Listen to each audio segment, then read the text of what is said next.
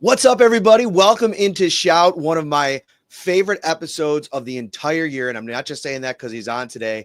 Mike Ginnitti from SpotTrack.com gives us some of his time at the end of every Bills season to take that big picture look into what is going to be another huge offseason for the Bills in the midst of this Super Bowl window that, you know, the window closes a little bit, then it gets jammed open a bit more, and now it closes a little bit more. Now it's open a little bit more. It's a game we play every offseason. Mike, thank you so much. How are you, my friend? Good, man. Good to be back with you. Let's do it. Yeah, let's do it. We're brought to you by Tops Friendly Markets, and right now, go to Tops, and you can go for two this slider Sunday, big game this Sunday, with King's Hawaiian at Tops. Double up on deliciousness and your chances to win when you purchase both King's Hawaiian sliders or rolls and King's Hawaiian pretzel bites. Upload your receipt, and you could score big with weekly tailgate prizes. Okay, cap situation. Taking a look at the Bills as they enter into, the next couple of months when the new league year hits, going to be about, according to your website, roughly $11 million over the salary cap limit in terms of their top 51 contracts. Can you kind of paint that picture for us a little bit and what they're kind of looking at, some of the big contracts that are on the books, and we'll get into more in a bit. Yeah, I think this is surprising to some people because the illusion was they did so much subtraction last year that it was going to lead to all this fruitful availability this year, and that's just not the case with contending teams, right? You've got good players that are on nice contracts. I wouldn't say anybody's overpaid in this team right now, but the longer you get into contracts, the more amplified their cap hits get. That's pretty much that simple, right? So you're heading into year 3 of Ed Oliver and Deion Dawkins year 2, and generally speaking, things get a little bit bloated in that regard from a cap perspective. But that's something they can't deal with, right? So those two players specifically, maybe something with Matt Milano, certainly something with Josh Allen, which I'm sure we'll get to, in terms of just salary conversions, lowering their caps. That gets you into the positives, right, without even doing too much. So some automatic salary conversions there is where things start. But look, you've got a Von Miller discussion to have here. There's maybe a couple of trade candidates here to move some money around, but for the most part, this is just the where you get to when you're a Final Four team in the NFL and you've got players that you've had to pay that aren't on their rookie scale contracts anymore. And it's sort of the price you have to pay every single year. This is going to be an annual battle for the Buffalo Bills front office to make sure they're staying afloat and can add at least one or two pieces to this roster. So I think you mentioned it there, Von Miller. I think that's like the best place to start because his situation is complicated because there's ways to move on from Von Miller. Obviously, the post-June 1st cut, which frees up, I think, roughly around $17 million. But the downside of that is you don't have that capital, that money, until after that date. How do you kind of view Von Miller, who's going to be 36 years old before the start of next season, and the options for Brandon Beane and what makes the most sense contract-wise? Yeah, look, I know the numbers aren't there, and there was suspension built into the last year that sort of jaded some of those numbers. I think my first step would be exactly what they did last year. Is how about we talk about a sizable pay cut, converting some things into incentives, and if we could have you with what starts at value, even at 36 years old, that's something we'd be in the business of at least considering when it gets to March 12th here. So that'd be my first move, is to offer him the exact same deal he just went through in 2024. When that doesn't happen for whatever reason, it's just got to be an outright release for me, Matt. It's just we got to free up the $8 million. We need that just to get ourselves closer to cap neutral here, just to start the league year. So that's just a contract I'm getting off of. Even if I'm in the discussion of having him back on some sort of renegotiation, I'm getting out of this thing as quickly as possible. To me, there's no move where I'm waiting till June 1st to free up cap space on Von Miller, because there's I need to replace him, right? And I probably need his $8 million to start replacing him right away. So it's just one of those things where it's an all or nothing stance at March 12th with Von Miller. It's so interesting that how you set that up there, because there is a world. We're going to talk about Myles Garrett and maybe Maxx Crosby in a minute here as potential trade candidates for the Bills, because that's one of the things for me is they need to address that defensive line in a all-in type of way this offseason. From my perspective, I wrote about it earlier in the week. We'll get to that in a second. But with Von, I'm not against finding a way to keep him on the roster as the fourth defensive end if the financials work out in your favor. And I think, listen, the Bills have stuck by him through a lot. I mean, it's funny hearing Brandon Beane kind of talk at his season-ending press conference about Von and how he's this great guy that took this pay cut, and there's all this off-the-field stuff that looms over that you kind of roll your eyes a little bit, but they have kind of attached themselves to each other. And I do think if they go out and get the big-time pass rusher and you put Von into a DE4 or 5 role, that changes the math completely. I think you're happy with that. Even at 36, he's probably going to be better than he was even this year, next year, if he wants to play one more year and really make a run at a Super Bowl. There's no question. It's you have to think about it from Von's standpoint too, right? Like if Von Miller hits the open market right now at 36 years old, having just earned $70 million from the Bills, right? Everybody knows it. You know, that's the elephant in the room. Everybody knows that he doesn't need a substantial amount of money to show up anywhere. You know, Dallas, anywhere, even the Kansas City Chiefs will have, you know, minimal options to work with this season. Everybody's going to want Von at basically a vet minimum contract. So if that's the deal, and if Buffalo still thinks there's a place for him on this defensive line, the pay cut isn't so much him going out and doing, you know, this big renegotiation. The pay cut is simply this: whatever we think you're worth on the open market, you know, we can sign you to that deal, but let's keep you in the current deal so that all of your bonus proration, this $15 million and change, stays spread out, right? Because the second you release him on March 12th, $15 million accelerates into 2025. If they can not have that happen, if they can drop his base salary down to $2.5 million and give him a $2.5 million signing bonus or something to that effect that can spread out, you're now keeping all of that $15 million of dead cap spread out accordingly over the next 2 to 3 seasons, which is how the contract currently stands. So there's some cap gymnastics involved in the pay cut versus releasing him and then signing him back that benefit the Buffalo Bills leading up to March 12th. So let's get to Josh Allen next here. I want to get to the trades because I know everybody's talking about that and what that would look like in the obstacles. But for Allen, there's a lot of different options, right? Like they could do the typical restructure like they've done the last couple of years. They could give him a whole new contract, which you can line that up. I don't know exactly how to frame that. You'd be better to do that.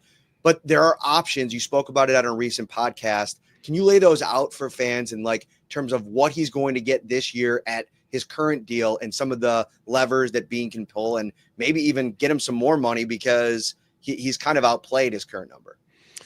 It's a huge conversation that I'm not sure is being talked enough yet nationally that we'll get there, right? Because there's so much on Brock Purdy and Sam Darnold and all these sort of second tier quarterbacks. And it's fascinating to know how they're going to line up. But Josh has been underpaid since day one, and we all kind of knew it. You know, everybody in Buffalo kind of knew it when that contract was signed, especially at the 8 years term, that the team was really getting over on the player here a little bit. And that's a positive thing, right? It's okay that everybody sort of limped into this process because there's plenty of time for Josh Allen to make his money.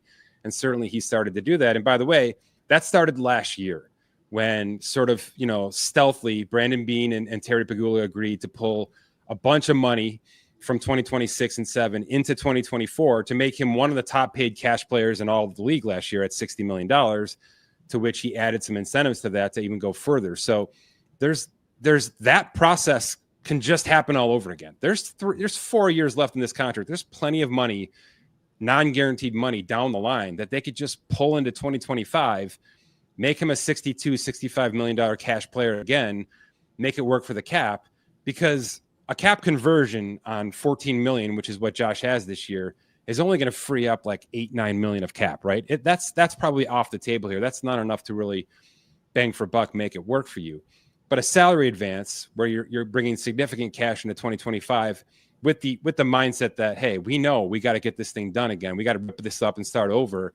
But we've got Rousseau and Benford and, you know, all these other players that we want to get early on. We want to get in early on their extensions for cap reasons.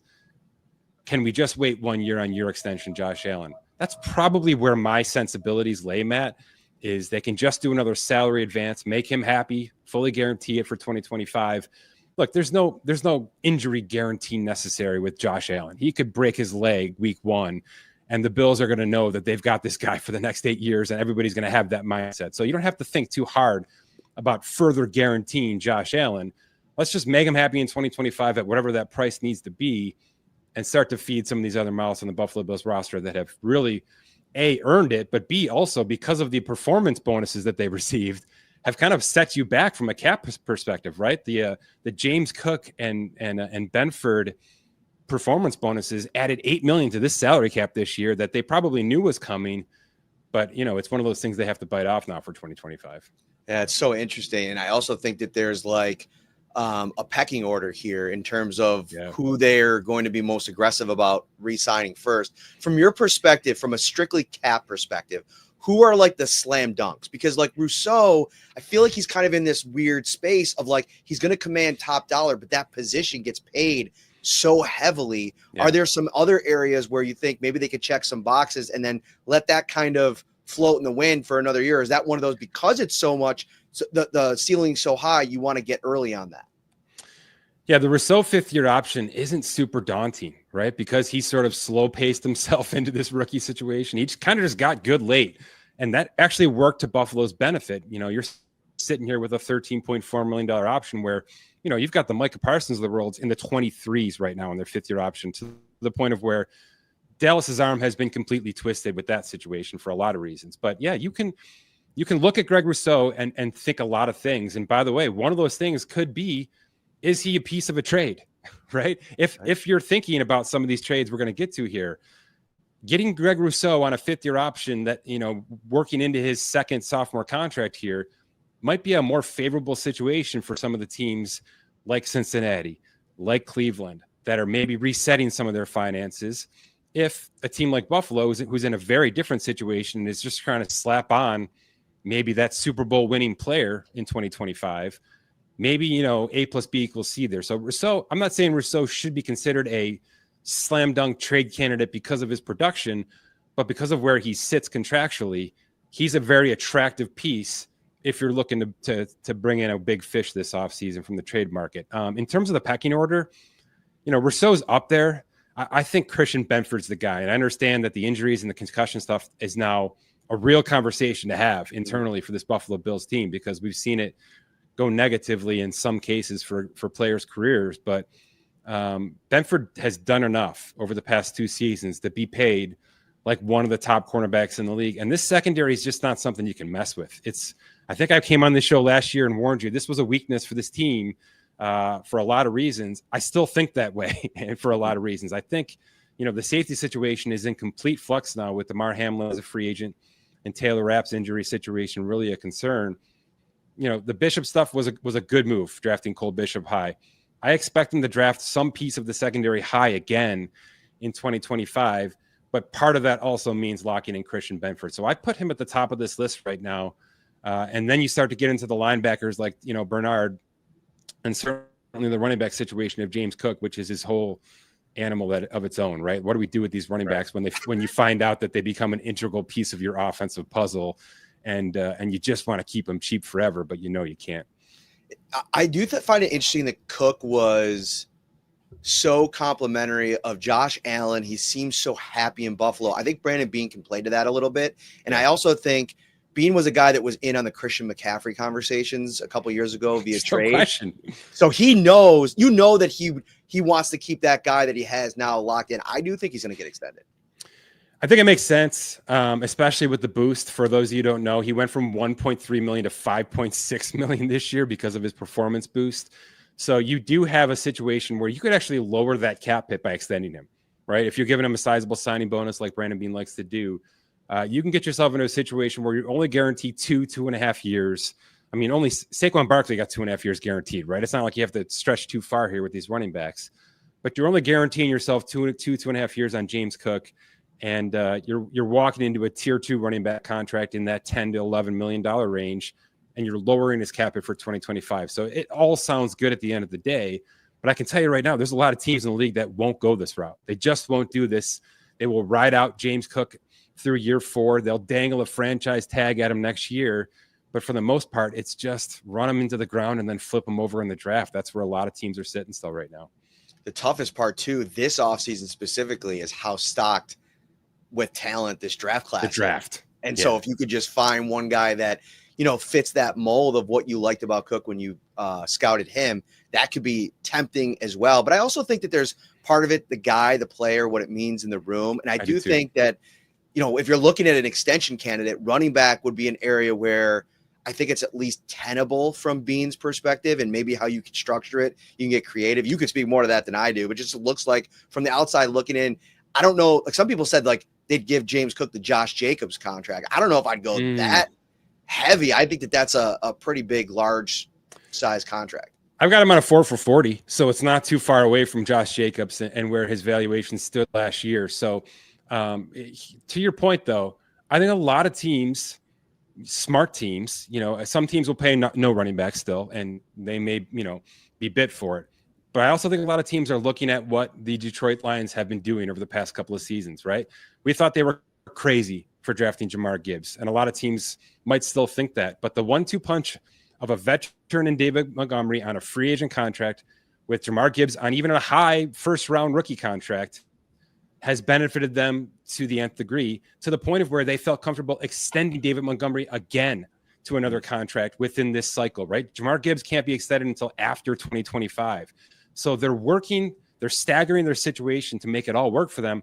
I think the Jets are going to do the exact same thing, by the way, right now, and try to mimic that Lions situation. The Jets may draft the running back extremely high this year. I wouldn't rule the Bills off from doing the exact same thing, paying James Cook and drafting a high explosive running back in this loaded draft, even if it's in the mid rounds, so that they have now Cook on a 2-year veteran guarantee, but also 3 years of an explosive rookie on extreme value with that rookie contract. And I think that sets up actually nicely with what you want Cook to be in this offense touch-wise. Yeah. Like, I don't think you want to run him into the ground. No, you want to handcuff him. Yeah. Right. So, all right, let's move to these trades. I can't believe we got in 15 minutes without hitting on them because everybody's been talking about what it's going to take. And what I really wanted you to do, if possible, is to set this up from the Bills side in terms of what are the obstacles for the Bills. Because Brandon Beane comes out every offseason and says, we're not going to be big spenders. Don't expect a big move. But my pushback on that is like, I don't think you're one player away per se, but I think what that one need is could impact so many other pieces on the defensive side, which, let's be honest, has been the downfall of this team in the playoffs year in and year out. I think they need that dude, Crosby, Garrett. What has to happen on the Bills side to make something like this possible? A lot. And unfortunately, it's not as good as saying we're a Super Bowl contender and this player should want to go there, because this isn't free agency, right? And Myles Garrett doesn't have all of the ability to choose his destination. He has some. He does have leverage here, and I want this to be out there, that he's only going to go to a place where he's going to extend. And he's going to make that very clear to the Cleveland Browns, right? He will raise Hassan Reddick heck if he's in an organization that he does not want or does not receive proper compensation from. Do I think the Bills can usurp that conversation? Yes, they're good enough. They're talented enough. They're well coached enough, especially on that defensive line. That is Sean McDermott's bread and butter. It always has been. There's a lot of reasons, connections that Garrett has here with Deion Dawkins and certainly Josh Allen to some degree. There's a lot to be said for Buffalo being a major candidate, and they should be considered a major candidate. The problem I have with this, Matt, is this is still the Browns ownership. This is still the Browns transaction. And they are in the process of admitting the biggest mistake in NFL history out loud. They're going through this right now. And the way that they can clean up that mess to a certain degree with Deshaun Watson is this trade. And by doing that, you have to max out your compensation on this trade. You have to get 4 draft picks back if they're being offered. And if that's the worst team in football making that offer, they have to seriously consider that, and say, Myles, I'm sorry we're putting you in this situation, but this is the best move for the Cleveland Browns organization, and we have to look out for ourselves here. Now, do I think good teams will make significant offers? I do. I think the Commanders are going to blow Cleveland away with an offer. I think the Falcons, to some degree, even though the Kirk Cousins stuff is messy, are going to blow away the Cleveland Browns with an offer. And the big one, and this is where you get divisional, I think the Patriots are going to blow away the Cleveland Browns with an offer. And that might end up being the best destination here, all things considered, because they don't need that quarterback in the draft, because they're sitting in a situation where, could they go up and pull in an Abdul Carter trade and find rookie contract value? Yes. Or they could think offensive line. They could think trenches with their draft and throw a lot of their draft picks at Myles Garrett to be the cornerstone defensive piece to a defense that's already pretty darn good. So I've given you teams that I think are landing spots only for this reason, Matt. I think they're going to trump any Bills offer that's out there. Brandon Beane just simply can't put together a package with 4 draft picks for this player, a 30-year-old, super talented, but the client has got to be around the corner, Myles Garrett, right? So it's that. And then we get to the contract, right? Is it 4 for 4 at what, 34 and change, right? Is it right underneath Nick Bosa's contract, 5 years younger than Myles Garrett? I think it is when you're talking about a team maxing out on this situation. So do the Bills have players they could trade to sweeten this pot? No question, right? We've talked about Rousseau. You could throw Curtis Samuel's 1-year guarantee in this conversation. Maybe somebody talks themselves into Kyer Elam in this situation. Maybe we're sending a draft pick with him in that regard. But at the end of the day, I think there's significant draft capital out there that Buffalo simply doesn't want to match in March. Right. So one thing I think that's interesting, and if it ends up being like Garrett's pushing back on some of these lower level teams and the Commanders, I mean, I know they're not one of those lower level teams. Like that's a team that's going to be a real legitimate contender. But the thing I look to for hope, whether it be with the Raiders, whether it be with the Cleveland Browns, is this quarterback class this year is terrible. And I think you have a little bit of the unknown with next year. Offering a first and second in next year's draft gives Cleveland the kind of ammo they'll need to get up to get the quarterback that they want. And I think if Buffalo's the landing spot for one of these two teams, especially Crosby, who is obviously on record for how much he loves what's going on in Buffalo right now over the last couple of weeks. To me, that's the Hail Mary hope that Brandon Beane can kind of convince them, hey, load up on next year. It's what we did when we traded up to get Josh Allen. I'm going to give you another name if you don't mind. Yeah. Because I think there's a situation brewing where maybe the second or third best edge rusher in football is about to become available.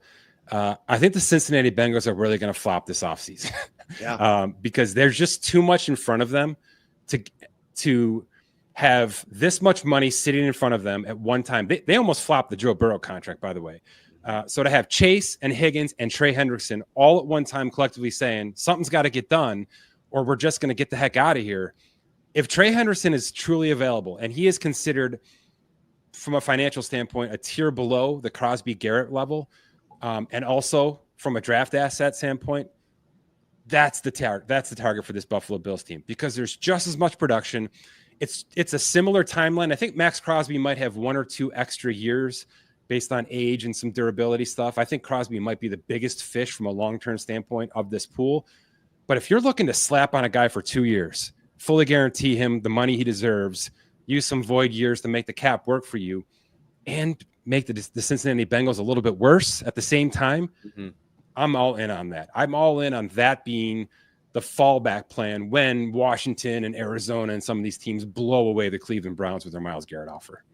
Oh, that's great stuff, man. Thank you so much. This has been awesome.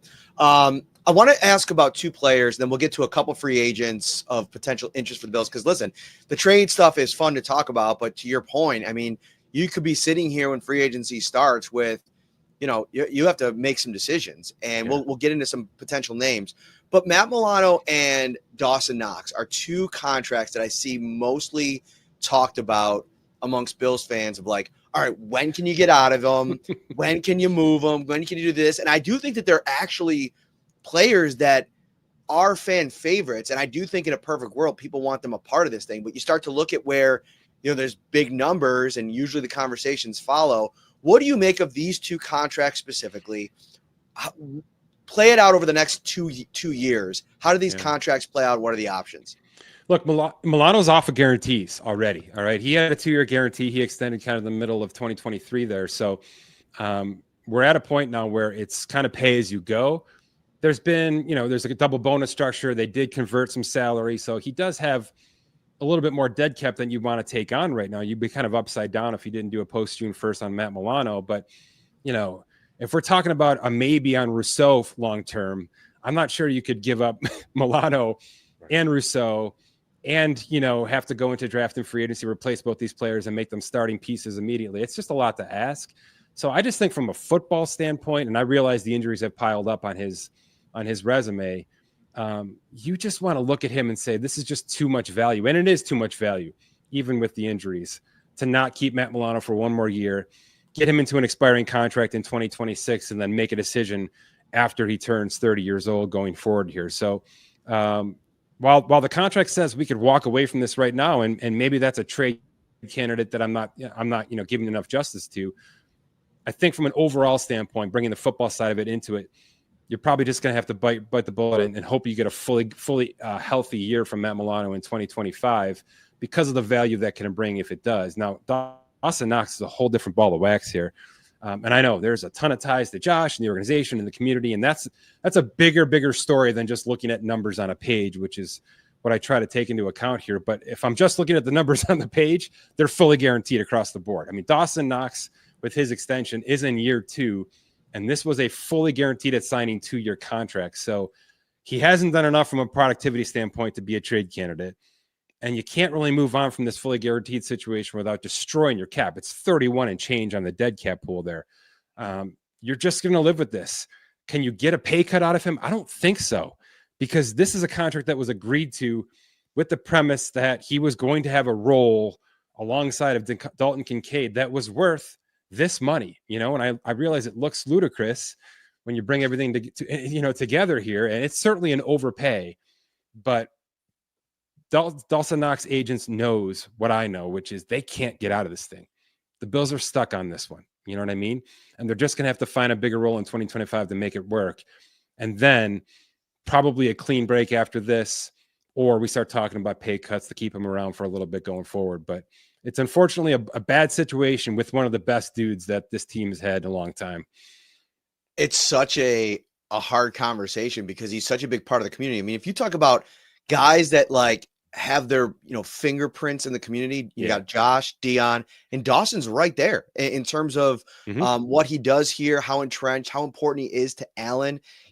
I've also, I was blown away by how much Sean McDermott put over James Cook at the season-ending press conference, but right by that was his commentary on Dawson Knox. And so you're right. Like a lot of it is you're paying for some of the intangibles, the extra stuff, but man, it's tough to stomach for fans who are like wanting one of these big time players. It's interesting. Look, you can process a full salary conversion. It's fully guaranteed.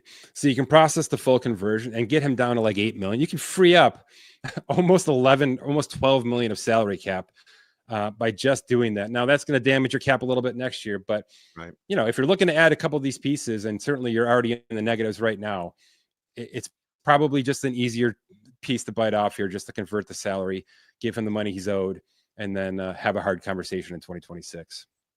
All right, we'll keep this. We're running out of time here. Let's keep it to specifically edge rushers. Then I'll just throw in a couple quick thoughts on a couple other guys. Khalil Mack, Chase Young, and Matthew Judon are kind of like the top 3 fishes at edge rusher free agency wise. How do you think that they end up, that shakes out in terms of the numbers? Who's going to get the best deal? Who's the most, and who would you say from a Bills perspective is the one that you'd think that they'd probably target the most?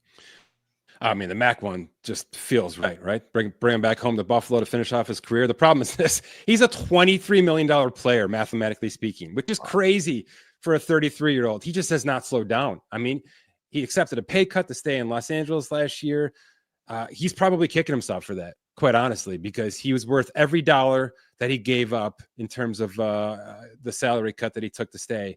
And it really never didn't pan out with any kind of, long contention run for the Chargers, obviously. So he's looking to join a contender. Would he take a haircut to join a contender? Probably, right? He's made just, plenty of gobs of money over the years, but he's a $23 million player in our system. Of all the players that we have right now on the books in terms of free agents, he's the guy, right? I mean, he's right there. He's the top free agent calculation that I have on the books right now. Everybody else is just extension candidates, including Rousseau, who's right around that number as well. But you get down to the Chase Youngs of the world. He had a sneaky good season in New Orleans on a weird New Orleans team. He's about an $18 million per year player. That's probably too much for some of these contending teams to chew off.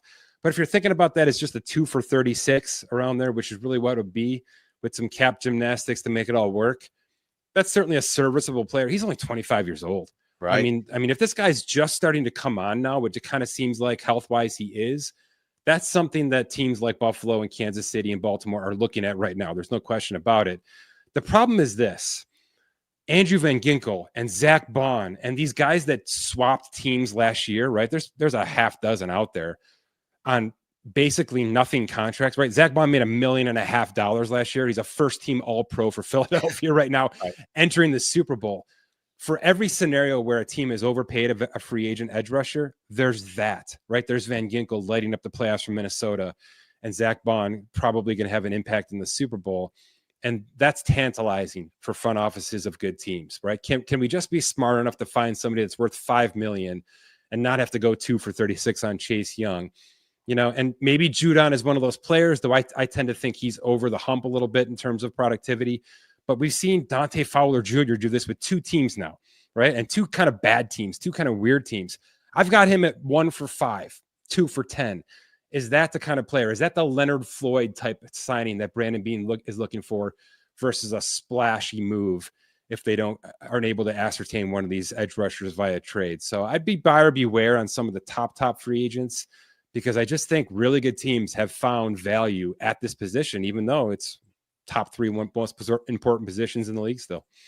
Amari Cooper is so interesting because I know like people thought like at the end of the year, like, you just move on. And, you know, it wasn't exactly what I think that everybody envisioned when they traded for him. But the high points of the relationship to me were worthwhile enough to see what it looks like with a full offseason. And I also think, you know, the problem for the Bills is going to be, and I think you mentioned this on your podcast recently when you did the deep dive in the Bills, is that this isn't a great wide receiver free agent class. So now his value goes up even more so. And how much does that become more untenable to re-sign him? How do you view Cooper in terms of his potential? Yeah, it's weird, right? Because we've got a bad taste in our mouth. The personal stuff that kept him out of games and practices, and then certainly the lingering injury that was way bigger than any of us were sort of leading on to internally here. So you're right. Having that full offseason, ramping up with a Josh Allen run offense would be tantalizing. But yeah, if he's the second best wide receiver on the open market, and I think there's a chance that he might be, he's a 2 for 30 right now, even at his age, right? Even at 30 years old. It's just where we're headed. It's a kind of a terrible draft at this position as well. So teams are looking around saying, where can we get an upgrade? And there'll be trades, right? I think DK Metcalf might hit the market here in terms of the trade block. George Pickens, maybe Garrett Wilson if the Jets completely kind of discombobulate themselves here over the next couple of months. So there's options in that regard that certainly Buffalo would be thinking about. But bringing back Amari Cooper, in my opinion, we're an offense that has proved we can survive without you. Right? They can say that out loud. That's not just a negotiating tactic. They can say that out loud. We've survived without you. We'd love to have you in the fold. And it needs to be on a Kansas City Chiefs wide receiver term, which is Marquise Brown, 1 for 7 with incentives. Juju Smith-Schuster, 1 for 8 with incentives, right? Whatever they do with DeAndre Hopkins this offseason, who's in a similar conversation, by the way, about $15 million a year value-wise. It's got to be that. The Bills have to kind of put their foot down and say, we understand what you're worth in the open market, but, you know, you want to go and have 32 catches and maybe miss 6 games on a bad team because they're not properly designed. Well, we're ready to drop you into a good situation, but it's got to be at 1 for 8, 1 for 9 with a ton of incentives if we go to the AFC Championship game and whatnot. So I like how Buffalo has handled this in the past. I wouldn't expect them to be splashy in this regard. They're not in on T. Higgins. Let's put it that way, right? That's not going to be how this offseason goes. But I'd probably be thinking, value, team-friendly discount with incentives for Amari Cooper, or let's go find one of these guys in the trade block because there might be some juice there. And then last one I want to throw at you, Charvarius Ward, who is coming off of a down year, but I think that there's a lot to bake in there. Obviously, he had a tweet, I think it was 2 days ago, where he basically said, I'm coming hungry. He had everything that happened with his young daughter passing away. I can't imagine what this last season was like for him. And so I wonder, to me, he's interesting because he reminds me of Rasul Douglas a couple of years ago in terms of what he could be. But what's the evaluation? What would it cost? I mean, where is he kind of on the defensive back scale? Yeah, I've got him and DJ Reed from the Jets basically in the same boat and kind of similar players. They kind of go up and down with how their production comes in and out. But if they're not the guy, right, if there's Christian Benford sitting across from you and hopefully a veteran safety sitting behind him as well, he's well covered. He was well covered in San Francisco. He had a lot of coverage and a really good defensive scheme, obviously, that for a bunch of years really made him look like an ace, to the point of where he just priced himself out of that defense. But it's basically Amari Cooper. You know, all these guys that I'm talking about here are at about the 15 million mark, which is kind of the going rate for solid player that isn't going to have to max out over the next 3 to 4 years. But if you can get him in on 3 for 45, maybe 3 for 50, I think everybody's going to be happy in that regard, especially if you're a team like Buffalo who's in contention at the end of the year. Great stuff, my man. This is, I know we have this insider text line, which you can join 716-528-6727. And when I told everybody you were coming on, I mean, the popcorn emoji start rolling in. So we really appreciate you giving us some time. Spend a minute or whatever you need. Let everybody know what they can get on spottrack.com and what kind of like is coming up over the course of the offseason. Yeah, the big thing to promote right now is our brand new roster manager tool. So we've had this in the past, but we beefed this thing up to the nth degree. All these valuations that I'm talking about right now, I've got about 325 market values for this upcoming NFL offseason. That's guys' extensions, that's free agents. When you're going to manage your the Bills 2025 roster, you can release Vaughn, you can process a cap conversion, you can extend Josh Allen, you can do all the basic things. You can also go and sign free agents. And one of the options is you can just sign him to my market value. You can just slap the contract that I've got built out for him and make it easy on your life and go from there. You can add minimum contracts. You can add restricted tenders. You can franchise tag a player. You can do all the things that really are going to happen over the next 6 weeks here with the NFL offseason, and kind of just see how it all works out. It's got a real fun little animated salary cap tracker that awesome. Updates as you make moves. And we're continuing to beef this thing up every single day. So please use it. Please break it. Please tell us what's good, what's bad, so we can make this thing as great as it can be over the next couple of months here. Well, I'll make sure to let everybody know about my experience as I go through that process as we get to free agency. Keep plugging that on the show. Mike, thank you so much for your time, man. You bet, man.